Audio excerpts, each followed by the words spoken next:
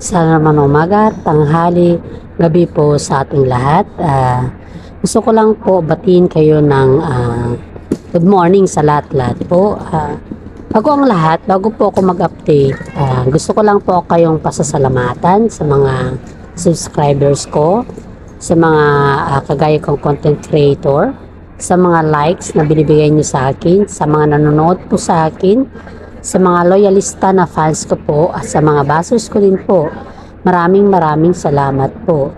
At gusto ko din po pasalamatan ang ating mga magulang, sa mga nanay at tatay dyan na sumusuporta din po sa aking content at nagbibigay saya po sa inyo sa mga content ko po na tungkol sa inyong idolo sa buhay at lalong-lalo po ang ating Panginoong may kapal dahil ginagabayan niya po ako sa aking content kung saan po ina-update ko kayo sa lahat ng gusto nyong marinig po sa inyong idolo. Maraming salamat po God sa bigay mo sa akin ng wisdom, knowledge and understanding po sa aking content. Maraming salamat po at taos puso po akong nagpapasalamat at walang sawang nagpapasalamat po sa inyo lahat dahil kayo po ang aking inspirasyon sa content na ito po. Maraming salamat po. Sa mga salanta po sa Baguio dyan, ingat po tayo palagi dahil wala po tayong magagawa kundi wala po ang ating Panginoon. Dapat po pumunta tayo sa mga lugar-lugar na kung saan po ay safety tayo at makinig po tayo sa mga concern po sa atin. Ingat and put God first po. Maraming salamat po again. Bago ko umpisa ng aking update po, sa mga sumusubaybay po sa akin, salamat din po. Okay, alright. Start na po tayo sa Kim Pao update at marami pa po iba. Ayon po sa aking legit source po na kasama nila Kim Chu at Paolo Avellino ay spotted pala sila sa GMA Gala po. Sila po ay invited sa GMA Gala kung saan po may maganap na event. At ang event na po yun ay ang makukuha po nilang earnings ay mapupunta po sa charity. Lahat po ng mga invited dun ay nandun lahat at special po sila Kim Chu at Paolo Avellino kasi nagtre-trending po sila na bilang tambalan at iyon po ay tinatawag na Kim Pao. Sa mga GMA Gala po ay nakikita natin yung mga karanyaang damit, mga damit po sa sobrang garbo at yun po ay ginagamit ng mga showbiz at ang pinakamagandang damit po doon ay sila Kim Chu at Kim Pao. Yun po ay pinatahi pa nila sa isang tagatahi kung saan po ay isang sikat siya. Hindi ko na lang po pabanggitin kung sino po yung tumahi sa kanilang gown at pati na yung barong ni Paolo Avellino kasi baka kasi alam mo na po, mahirap na po. Ngayon nung spotted po sila ay hindi sila po nagtagal sa GMA Gala dahil sa kadahilanan po ay nandun na rin po yung ex ni Kim Chu na si Zian Lim. Alam naman natin na hindi pa in good terms ang mag-ex na si Kim Chu at saka si Zian Lim dahil fresh pa po sa kanila yung kanilang breakup issues. At ang ginawa po ng mga staff ng GMA Gala dahil umiiwas po si Kim Chu sa mga issues kung saan po ay nandun rin yung kanyang ex ay hindi po sila nagtagal sa GMA Gala po. Ang event na po yun ay para sa kanilang lahat. Kaso nga lang po, mas priority ni Kim Chu na hindi magtagal kaysa magtagal po. Nung pagkatapos po ng GMA Gala, nagpa-interview po si Zian Lim na naman tungkol sa kanilang issue na naman na breakup. At alam naman natin at kilala naman natin si Zian Lim na puro si Kim Chu naman yung kanyang sinasabi at parang si Kim Chu lang ang may dahilan kung bakit nagganon sila at nag-break up. Parang sinisisi lahat niya kay Kim Chu lahat.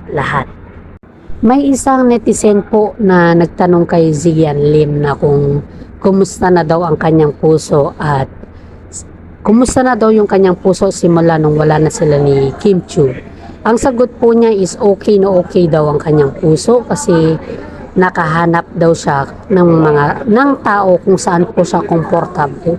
Ibig sabihin po ng kanyang sinabi po ay talagang parang sinampal niya si Kim Chiu ng kahihiyan dun dahil sa 12 years na nagkarelasyon sila ni Kim Chiu, tapos yun po yung kanyang sasabihin sa interview na nakahanap na siya ng kung saan po yung comfortability niya na tao. Di ba po ba? Parang pangit naman pakinggan yung pag ganun sa side ni Kim Chiu po ha. Yun lang po yung aking opinion dahil sa aking lagay po, wag naman sana siya magsabi ng mga negatibo na yung mga words na hindi naman karapat dapat na sabihin sa ex kasi nga po may nagkarelasyon niya at may connection sila noon, di ba? Para sa aking opinion lang po yun. Dapat naman kahit paano, kahit ganun po yung nangyari, mag-think positive na siya at magsabi na lang po siya ng positive. Tapos ang tanong pa daw ng isang netizen kay Zian Lim, kumusta na daw ang kanyang karir? Ang sagot naman ni Zian Lim is, proud ako sa sarili ko kasi kaya kong tumayo ng sarili kong paa at kaya ko din pabuhayin ang sarili kong pangalan. Wow! Sipin mo yun na tinanong yung karir niya tapos ganun yung sinabi niya. Kung talagang totoo siyang tao, bakit ganun po yung sasabihin niya? Alam naman niya na yung karir niya, si Kim Chiu lang naman ang na pumapayag pag sa kanya. Si Kim Chiu lang naman ang nag-aayos kaya lumalaki yung karir ni Zian Lim. Di pa po ba?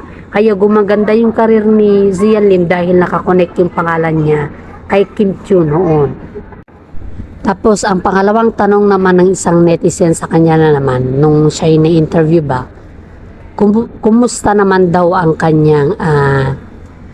kanyang puso sa ngayon? Parang kumbaga yung bagong girlfriend niya or bagong karelasyon niya or bagong love life. Ang sagot naman niya po is okay daw sila ni Iris dahil may mga project na naman daw silang gagawin sa ngayon and hopefully daw po hindi daw magaya sa unang project niya na wala daw katao-tao. So it means inamin po niya na talagang yung pelikula niya nung last at saka yung premiere night ng kanyang pelikula ay wala talagang katao-tao at pinamibigay na lang daw niya ang kanyang ticket. So it means inamin talaga niya na booking na siya dun sa kanyang ginawa before. Alam naman natin na wala namang event si Zian Lim kung dahil kay Kim Chiu, di pa po ba? Kahit sino po, lahat ng mga netizen, nung sila ni Kim Chiu ang nagtambal, halos naririnig mo ang kimchi, halos naririnig mo lahat sa takilya. Hindi sila nawawalan ng tao sa mall show at saka mga mall tour po nila. Hindi lang po yan sa mga kung saan po sila bansa na dumadalo. May mga event pa rin at may maraming tao pa rin kung sila talaga yung magkatambalan. Alam po natin lahat. Ito ang pinakahuling tanong daw sa kanya, yung about kung sakali, ano daw yung opinion na kung sakaling magkatambal daw si Kim Chiu at saka si Gerald sa isang project. Yun yung huling tanong nila kay Zian Lim. At ang sagot naman ni Zian Lim daw dyan wala naman akong masabi dyan, kundi kung gusto naman ni Kim Chiu at kung okay naman kay Gerald, why not na hindi sila magtambal kasi wala naman connection dyan ang kanilang relasyon kasi wala na po sila, kundi project na lang po yung pinag-uusapan, yung future project po, which is tama naman si Zian Lim dun kasi maraming netizen ang ayaw na makatambal na si Gerald at Kim Chiu dahil nga po sa past na ginawa ni Gerald kay Kim Chiu. Nasasaktan kasi yung mga fans nila dati at hindi lang mga fans, mga taong nagmamahal din kay Kim Chiu kasi sa sobrang bait ni Kim Chiu po hinahayaan niya lang na masaktan siya ng ganon-ganon at basta-basta. Para sa akin po, kung talagang yung gusto rin ni Kim Chiu na makatambal si Gerald, why not? I-try din po niya yun. Kung sakali lang kung magustuhan niya po, wala tayong magagawa dyan. Kung about sa project po, yun po. Pero yung about sa relasyon na ibang usapan naman na siguro. Kaya nga po yung sabi ni Paulo Avellino kay Kim Chiu na choose the best one and be proud of it. Kung sino yung sumusuporta sa iyo simula at hanggang ngayon, yun pa rin yung si Paulo pa rin at hanggang ngayon. Yun daw yung comment ni Paulo kay Kim Chiu. Kaya halos saludo ang mga tao kay Paulo dahil po sa kanyang comment kay Kim Chiu at matagal nang gusto ni Paulo si Kim Chiu. Alam naman natin yan na kahit simula pa lang ni Paulo sa GMA talagang nung in-interview siya at ang sabi niya gusto niya makatrabaho si Kim Chiu at gusto po niya maka-love team si Kim Chiu. Ang bukang bibig nga po ni Paulo ay si Kim Chiu palagi pero hindi pa sila nakikita ni Kim Chiu noon. Nung trinay lang na mga direktor sila sa Linlang, yun po nakita ang mga chemistry ng Kim Pao. Kaya tuloy-tuloy na po hanggang sa ngayon. Kaya tayo mga Pilipino po, pagpatuloy po natin at suportahan ang Kim Pao dahil alam po natin na sila din po nabigay ng inspirasyon sa atin.